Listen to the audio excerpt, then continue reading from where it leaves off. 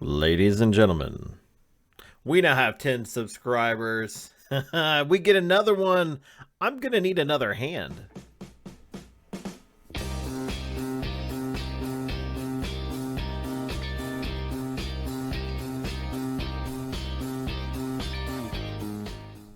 Welcome everybody to Pier Runners. My name is Trevor Shelby, and I upload daily-ish Carnival Cruising related videos. We go over tips, tricks, news, all of the above, and we have a great time doing it. If you want to be up to date on everything going on in the Carnival Cruising world, you are in the right place. I am also the co-host of the Carnival Cruising Podcastaways podcast, one of the greatest podcasts out there, if you don't mind me saying so myself.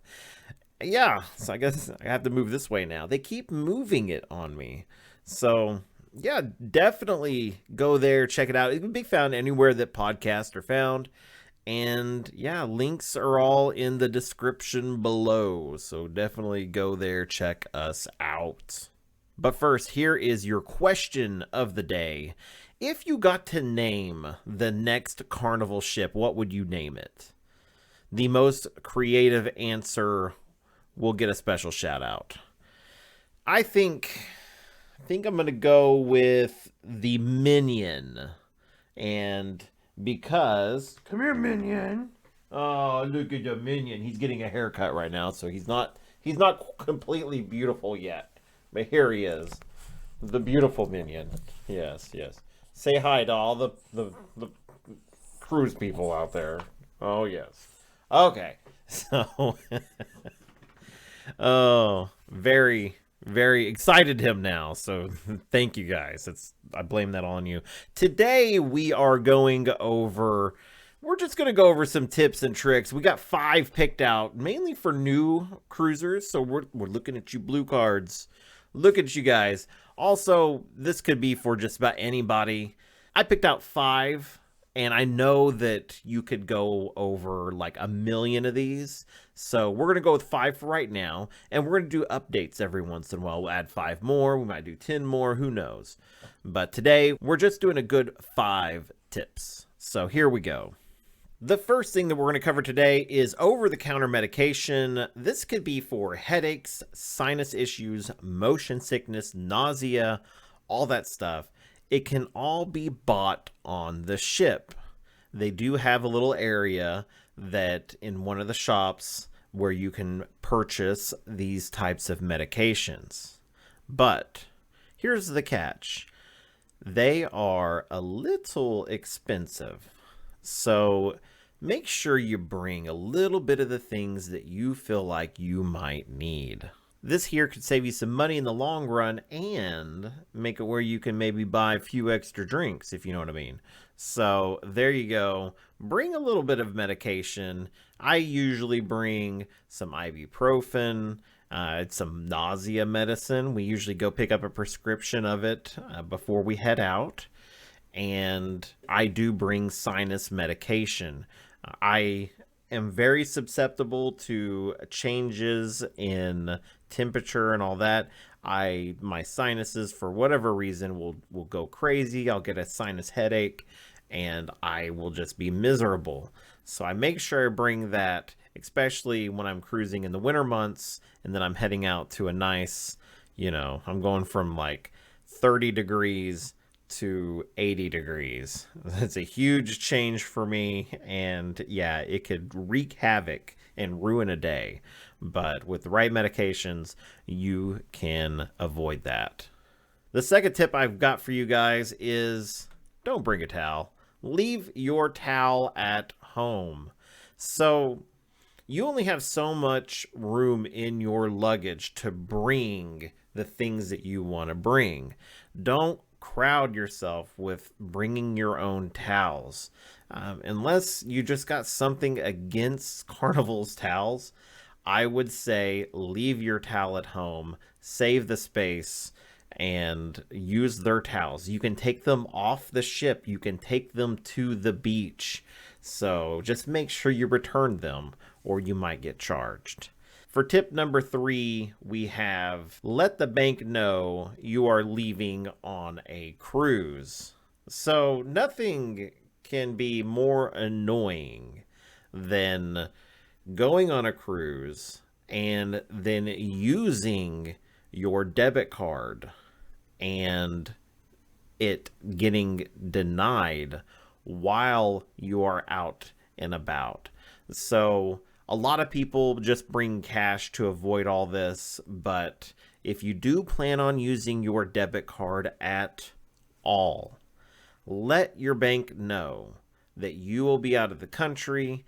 They should be able to do some kind of notation that basically says, you're going to be out of the country on these dates and to approve charges. Another thing I would like to add to this is while you're in other countries, avoid using your card in like iffy situations. I only use my debit card when I'm in a branded store that I know and trust. So right now I'm wearing a Ron John Surf Shop shirt, and I actually purchased this in Cozumel and I use my debit card to purchase it. But because I trust this company, I was able to do that without having to worry about anything. Now, if I went to some stall vendor and they let me run my card through their machine, I would be a little bit more hesitant to do that. My tip number 4 actually comes from personal experience here. We are talking about bring plugs with multi-USB ports to charge multiple devices at one time in one plug. So in this case, we turned one outlet into 3, and then we have 2 USB port chargers.